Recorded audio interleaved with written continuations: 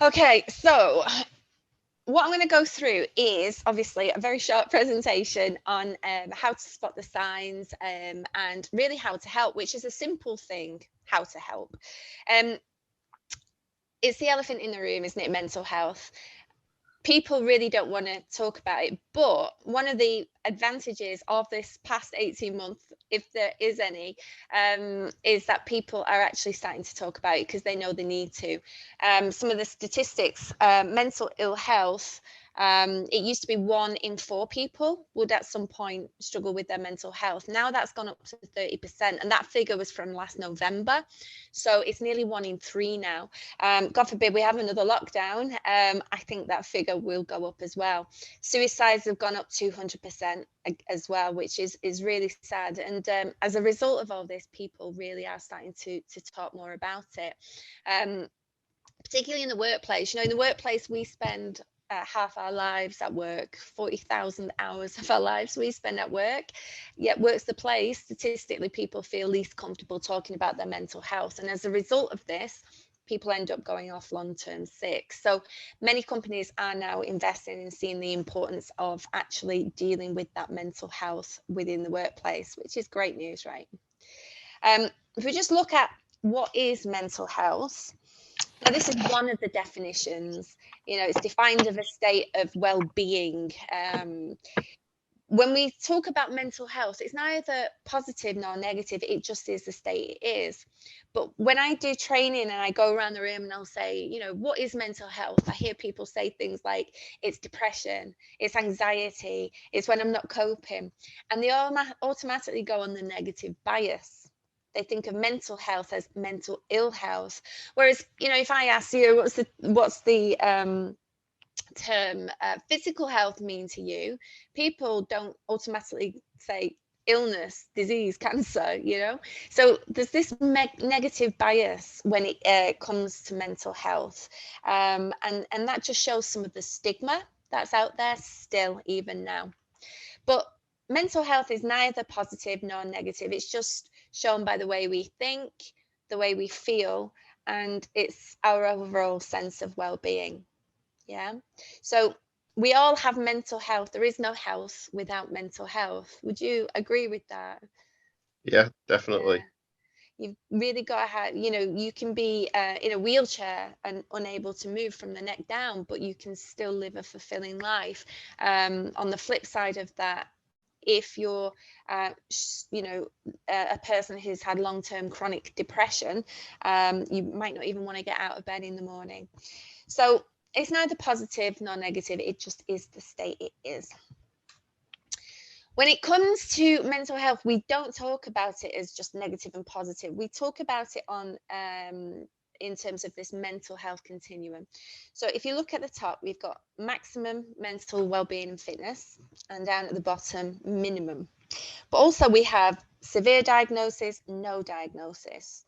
And you can be in any one of these 4 quadrants at any time. So you could be in the top left, serious mental illness, but coping well and has positive mental health. So you could have a diagnosis of depression and still be in the workplace and functioning really well.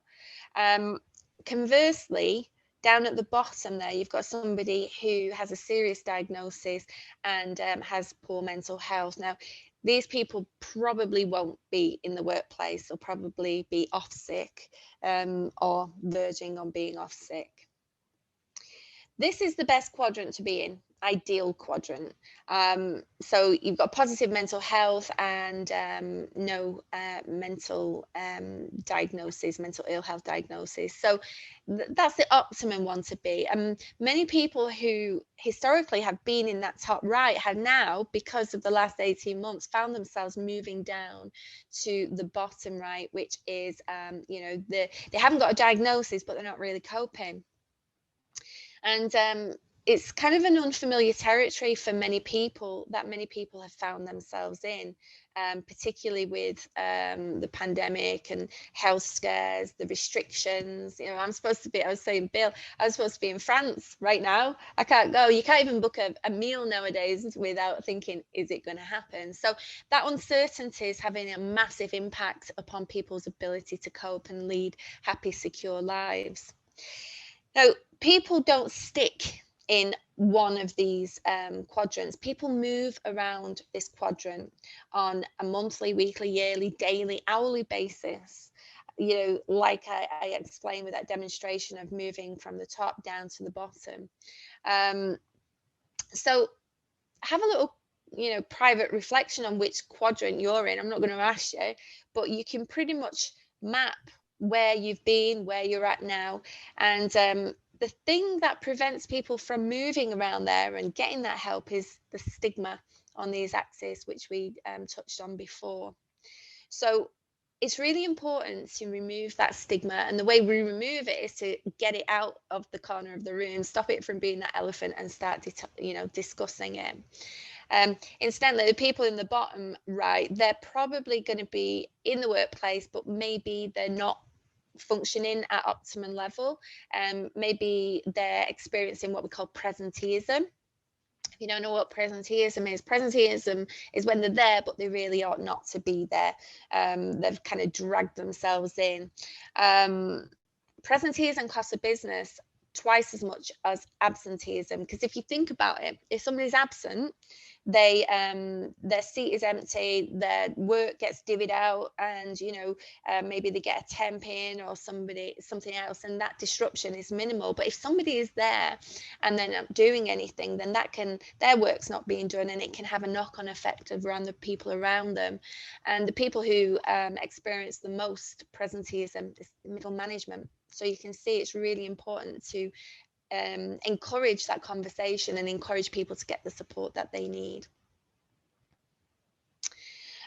So one of the main mental health conditions that has really been highlighted and exacerbated by the pandemic is anxiety. I mean, anxiety was already very common prior to this, but it's even more common now. If you think about anxiety, if you want to think about the symptoms of anxiety, anxiety is a normal thing, right? Think about times where in your life you felt anxious. There's normal times in there to feel anxious, like before a job interview or before meeting new people for some people, or going out and speaking on stage. It's normal to feel a touch of anxiety, isn't it? And I kind of embrace that. Because if I never feel anxious in those terms, it means I'm never growing. I'm staying stuck. I'm stagnant. So it's how you frame it in your mind. The anxiety that you feel just before going on stage to speak is the exact same anxiety that you feel just before you're going to go on a roller coaster. But when you're going on a roller coaster, you're like, oh, wow, this is exciting. I'm really buzzing. But before you go on stage, you're like, oh, shit. Oh, I'm scared. What are they going to think about me? But physiologically, it's the exact same thing that's going on. It's just the way we interpret it. So next time you feel anxious about doing something new, think, great, this means I'm getting out of my comfort zone, because I don't like to be in my comfort zone.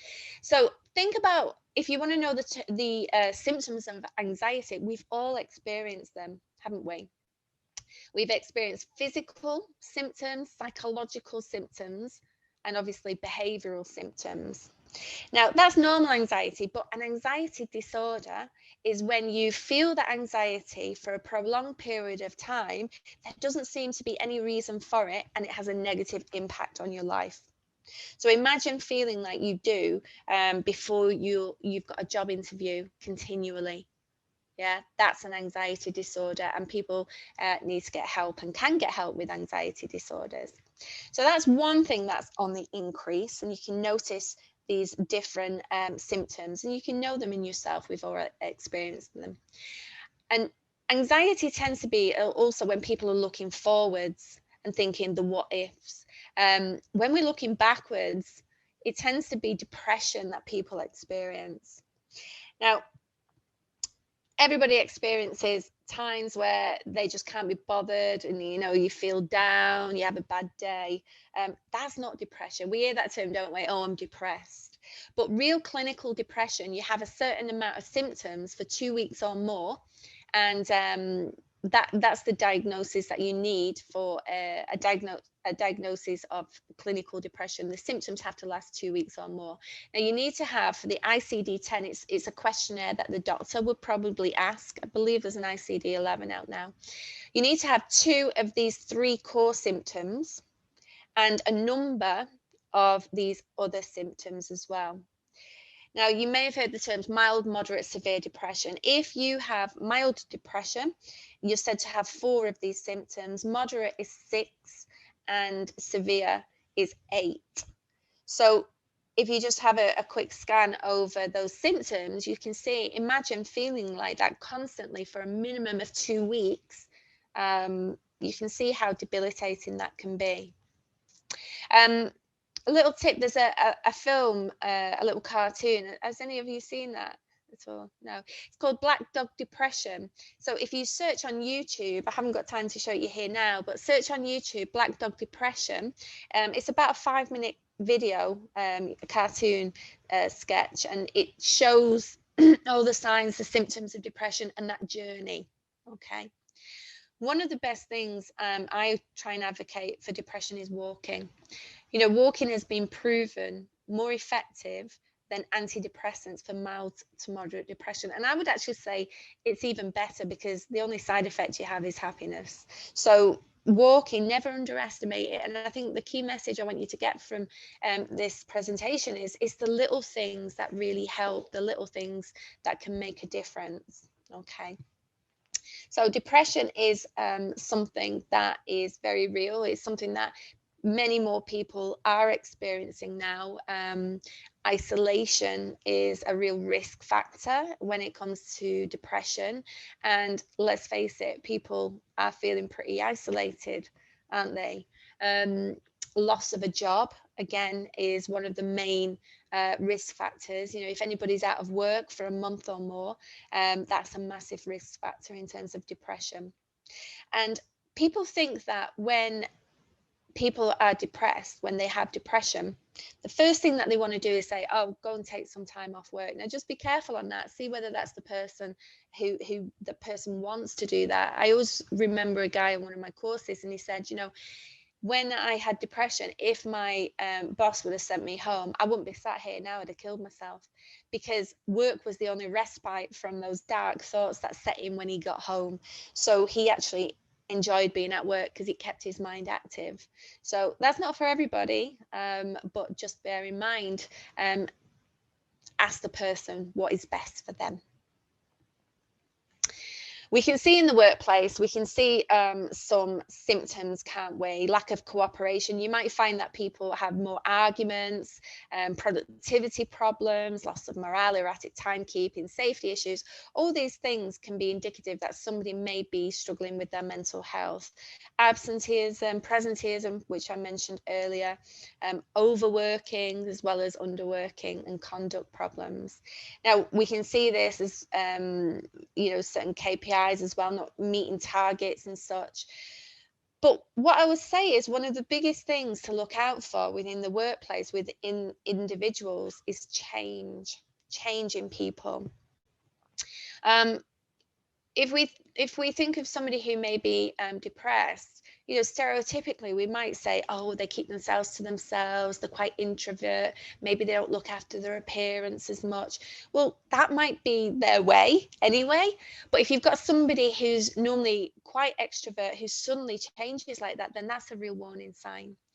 There was a lady who came to me as a client, and she said she was working for this company for about 14 years, and she was very high level PA. She was so high she had her own PA, and she said around a certain time she was contemplating a suicide. She was literally planning a suicide, and around that time she said, Adele, I know I was a complete and utter bitch. Everybody hated me, but I was really suffering inside. And rather than anybody asking her, she had 4 complaints about her to HR, and she said, Adele, they should have known that wasn't me. They should have known. So luckily, you know, that lady got through that, but it's an important message. Always look out for the change in individuals and educate other people to do the same. So, what to do? The biggest thing is encouraging people to talk. Never underestimate the power of talking. Um, I do exercises on active listening within the training that I do. And I always remember this guy who, one of the exercises is just getting somebody to talk for 5 minutes about something that's concerning to them. And we have an observer and a listener, and they've got to practice the listening skills, and the observer observes and feeds back. And I always remember this guy afterwards, he was like, you did think you thought he'd have run a marathon or something. He's like, oh my God, I've just spoken for 5 minutes. I never speak for I've never speak at all, and I feel totally different. He was speaking about his wife. I feel totally different, and he was completely amazed. He felt transformed just by speaking to somebody for 5 minutes. Um, it's really hit home to me how important talking is in this pandemic, because as a therapist, usually I get people seeking my services out, and they voluntarily come with that preconceived idea that they are going to talk to me, so it's accepted, it's okay. But now I get businesses sending staff to me for therapy, and the first thing they'll say is, I never talk, this is weird for me. And then after a while, you know, they're talking, and every one of them says, oh my gosh, you know, I've gone from somebody who never speaks to somebody who speaks, and I feel totally different. So never underestimate the power of speaking. And in order to speak, we have to be good listeners as well.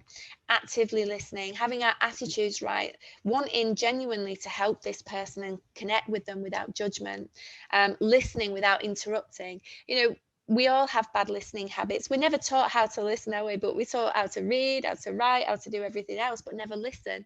And as a result of that, we all have bad listening habits. And it's like bad breath. We only notice it when it comes out of other people's mouths, isn't it? When we're interrupting and stuff. So we really need to hone these skills of listening. So do a simple test online. You can search for a listening skills questionnaire and test yourself and see what your bad listening skills are, because I guarantee you may have some. We all do. And the body language as well, we all know that's really important also. So really encouraging that person to speak, but also having the ability to listen is very, very important. So just before we go, I'm going to tell you about the Mind Health Hub as well. This is something that I've developed to help people, to encourage people to bring mental health out within the workplace. Education is key. So I've done this online course. It's videos followed by workbooks, quizzes, exercises. Started off with a mental health awareness course, but that's going to be extended to management courses as well, all done online. Also a resource directory for mental health support and self-care. Mental health first aiders need support as well. So I'm an accredited supervisor in therapy. I'm extending that to mental health first aiders. Weekly live Zoom calls covering mental health topics with guest experts, and also monthly meetings as well for HR people to share best practice. So this is open to companies and such. I'll tell you about it because I'm doing an affiliate scheme as well. So that's how much I'm charging for the course and the resources. And then if they want to be part of the hub to get the access to all the extra stuff, it's £12 a month. And obviously if it's multiple employees, then it's a different price. But if anybody does recommend it, there's a 33% kickback on that. So if it's 10 grand, it's 3,300. So if anybody's interested, do let me know on that. And do get in touch. If I haven't got you on LinkedIn or anything, I don't tend to use Twitter. I don't know why that's on there. I've just started using Instagram, IG, which is new to me, but I'm kind of dragging myself into the online world. But yeah, mainly LinkedIn there, Adel Houten. It would be great to connect.